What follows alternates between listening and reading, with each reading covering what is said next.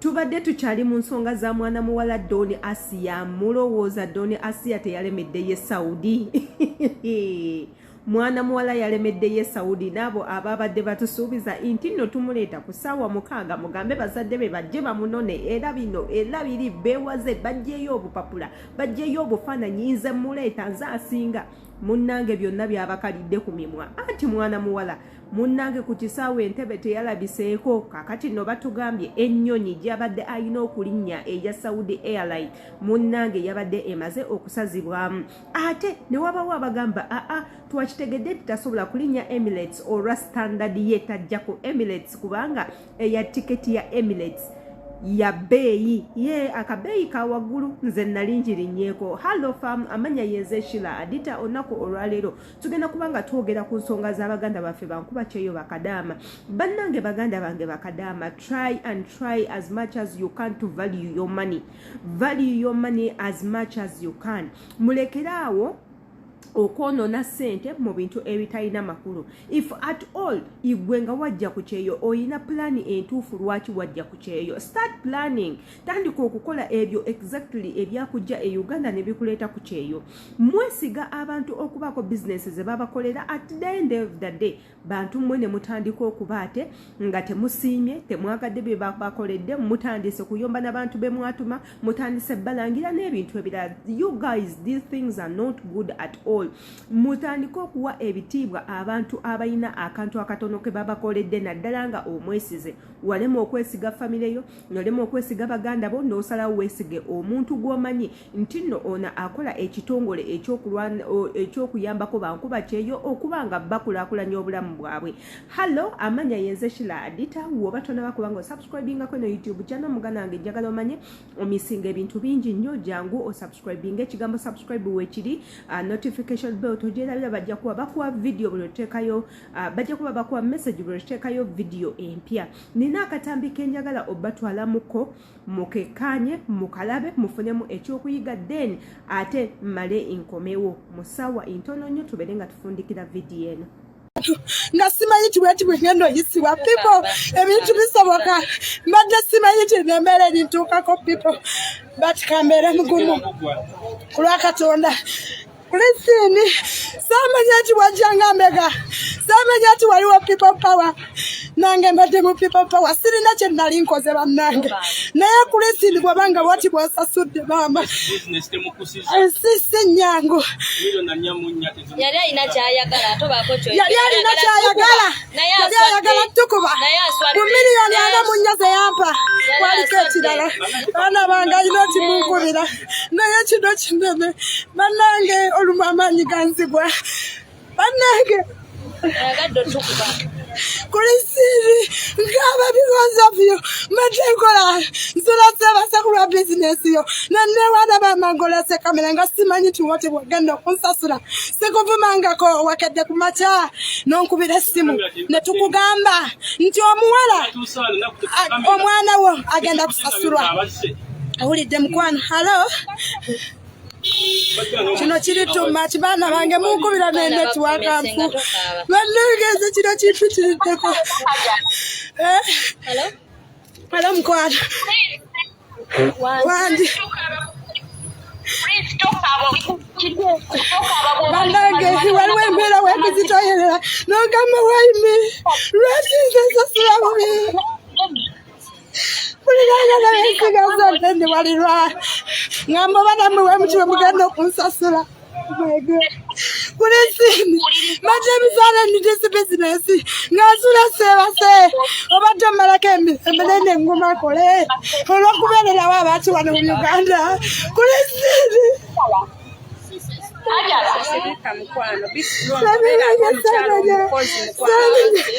samanya kulisini kino kyogenda okukola n'oleetera ddala PTA yali akubyeko ku media wekiminiza obadde oyagala kungalisa ebitulya naawe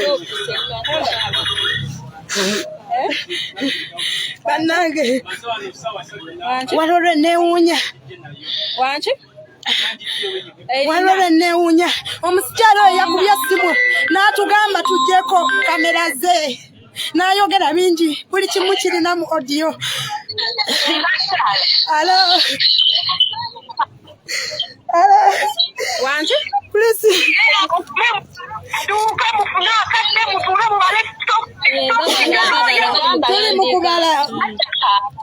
kubala omukyala mbadde muwa ssente singa mbadde simuwa mwaligambye nabba omukazi naye mbadde muwera nga mugumya tingenda kubeera wamu naawe nga simanyi ti Christine eno yengeri gyogenda okunsasula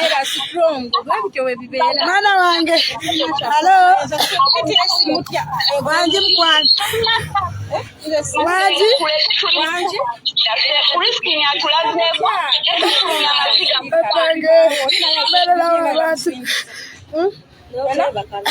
nesebaka lwa bizinesi z'abaana kubanga nnina okukola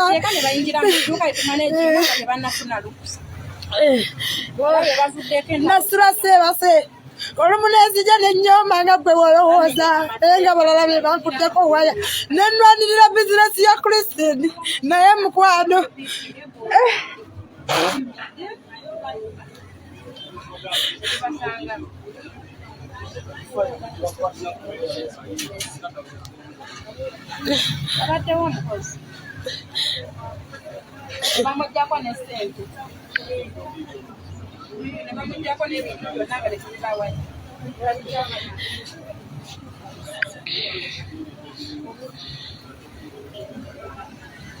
ebintu bya bbeeyi bw'oba olabanga Christine namubba countinga that what mucountinga ebintu ebyo nga bwe mbibawadde kino kiri too much.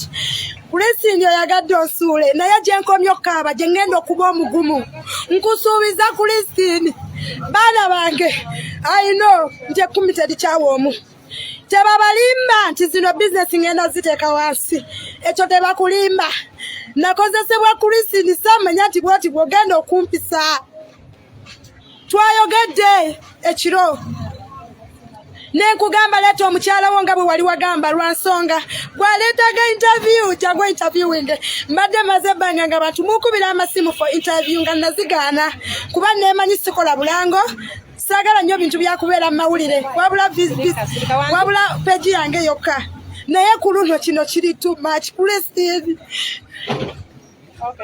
Bizinesi eno yali yakola dda wangi mukwano ajala mukwano asobola aika nsuubira mukwano saagala era sikyagala oba olina bukozesa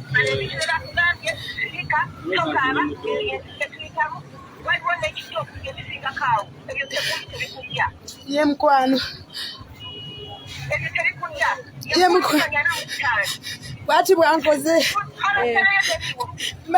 baze abaseera baddewo ne bajja ne bayingira tebaŋŋambye nako ndi wano ndi maziga bajjako omwana sente zonna ne bapangulula ebintu ne babijja mu masa okundabisa afaana ennyamba kino kisise batambulira lwaki katonde wati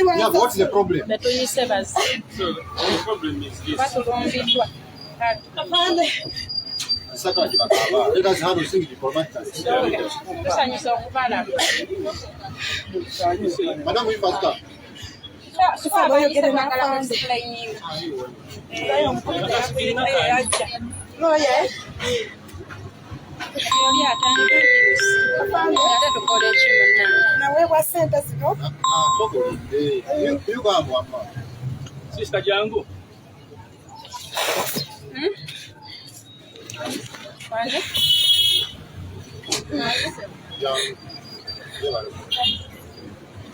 In police kubenasa. Taonaze. Nawa omusamba. Wali abantu bano katika soka tubanyuma. Wawa. So, nchini chetu. Wakulagana naye, wakula sister wangu.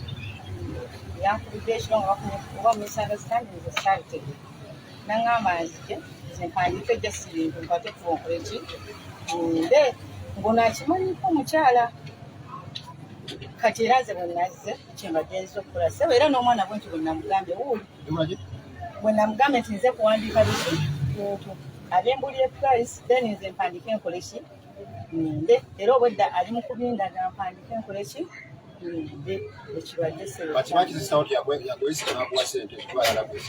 Kyekyo kyennyini afulami. Kisawo kwesiga yesu na muwase ojja kwa besene Oshitivo ebintu by'abantu sibimanyi era ono omukyala akimanyiiko kyensonga nazze ono omukyala Kimanyi. ma balugonjera ensonga zo kozi bano bagamba bakola bali bya business partners tukabeera wabwe n'abawa sente kuna bakola business right kati bo bafuna client wawe n'abawa sente kyangambye bakola business kakati balenso okulwaninga business another person is coming wakati bano bademba okudda miliyoni nga 2 bagenda sinagamba twazigaddeyo kati hawuli akafa sebo okujja wa sandizo omukyala akimanyiiko kuba yabadde agikupanya era nze nazze mpandika ebintu ng'akimanyi nga manyi bagenda kukwatagana n'ono kyekyabaddewo ono omukyala akimanyiiko mukwano Sister woono bw'aba asindika omuntu wano akugamba alina okuŋŋamba n'ajja ku ofiisi n'asayininga kuba this is a big business omuntu gye yakolera ku makyala nkwasa newankubadde tufunye obutakkaanya abantu bano babiri bali babiri afande togamba omu n'oyo oyo n'okunkuba abadde ayagala kulwana n'akwata essimu n'ankubira ne mugamba kubanga tuvudde emabega nga ngamba agenda kusindika ono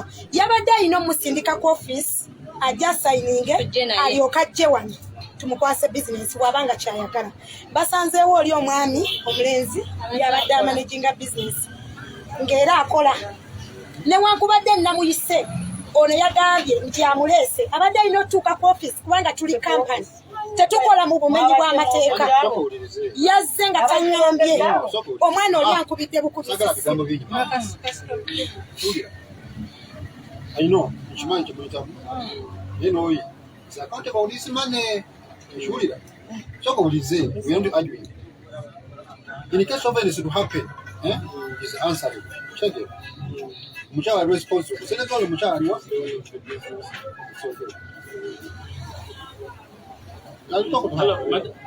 onakogerako n'omu totya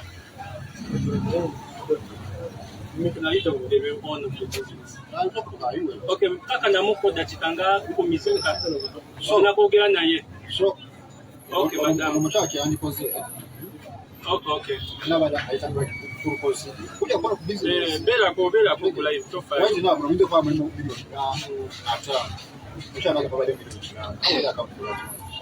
yabadde wademba kufulumamu ngabye musente agenda okulega agamba wasindika sisitawo akutuuka bala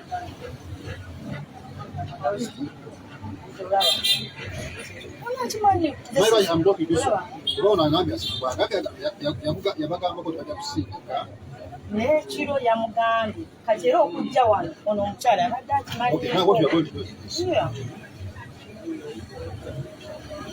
they're handing over the business at the moment. They're already given us the files, everything. we are moving to some police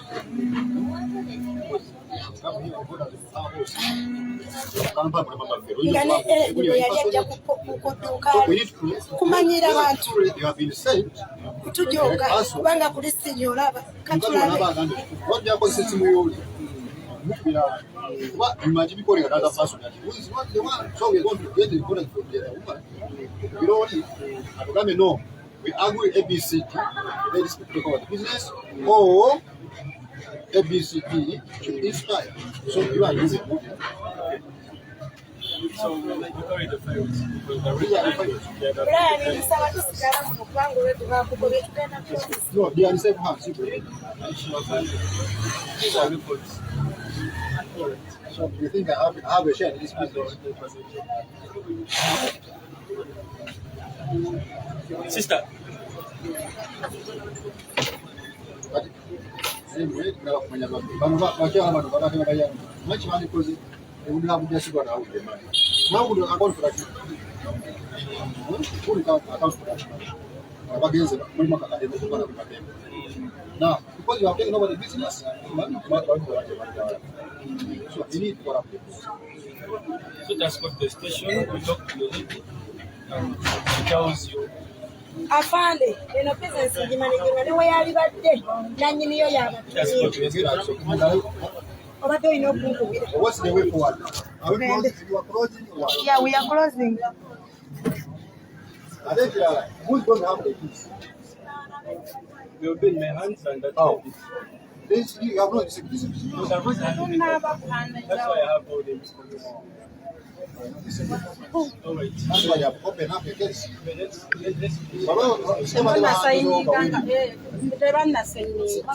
Baganye okusayininga naye kasita nina evidence eraga nti ngibawadde. Soka kumaliriza nsonga na kubisayiningira. Mubibaze.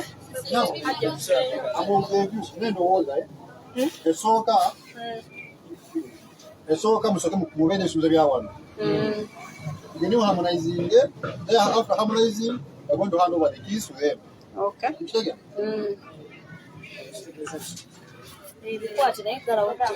Gala wotokola bakulomola.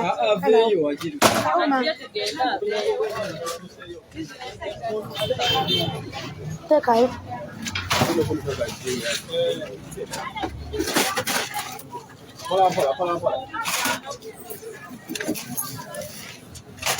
Mbadde ngamba ebisumuluzo tubirekere poliisi. Wasekirisa mpakasi. Poliisi nakola wa?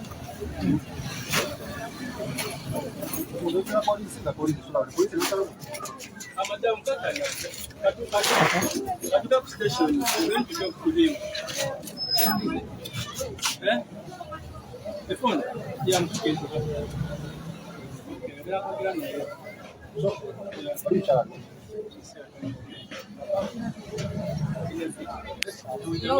Mukwano tuli mu kugenda bino byonna mubiyingize Franka muyambeko jako amasannyalaze.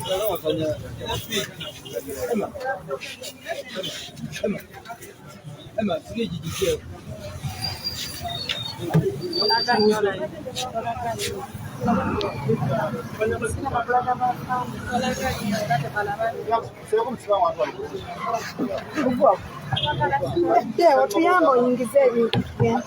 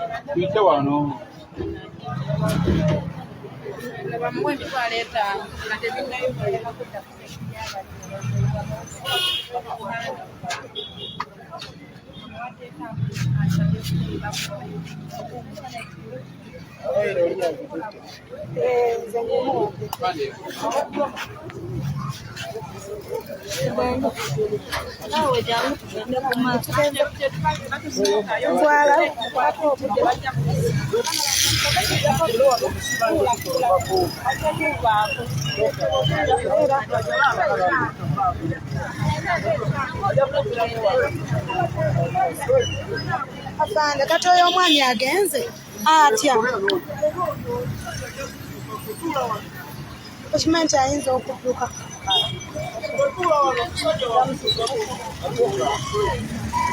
Kimubi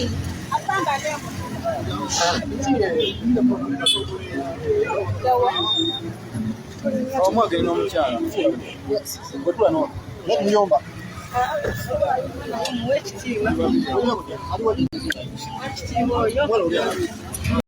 mukwano tugenze.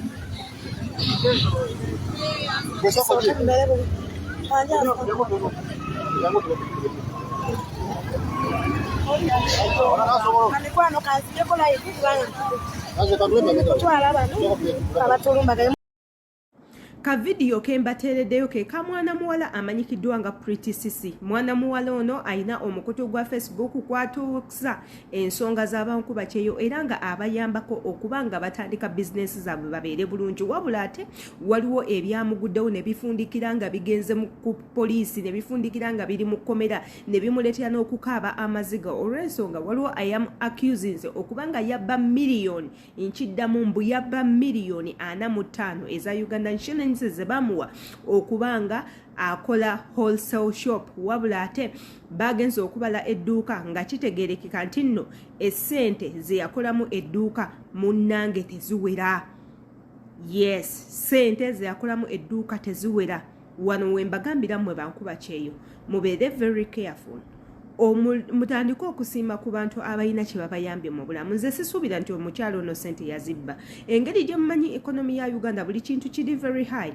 So ng'oba oyagala okutandika business, wait a minute, lindako okomewo ewaka otandike okuplaninga buli kimu okibale, omanyi bakigula sente mmeka, bakisuubula mmeka, oyina kitunda mmeka, rent wa mmeka, okwewala bino ebizibu byonna. Amanya nsigadde yense Sheila Adita woba tonaba kubanga otufollowinga, otusubscribinga, jangu subscribinga, tekayo wako mulungi, embagala nnyo, peace.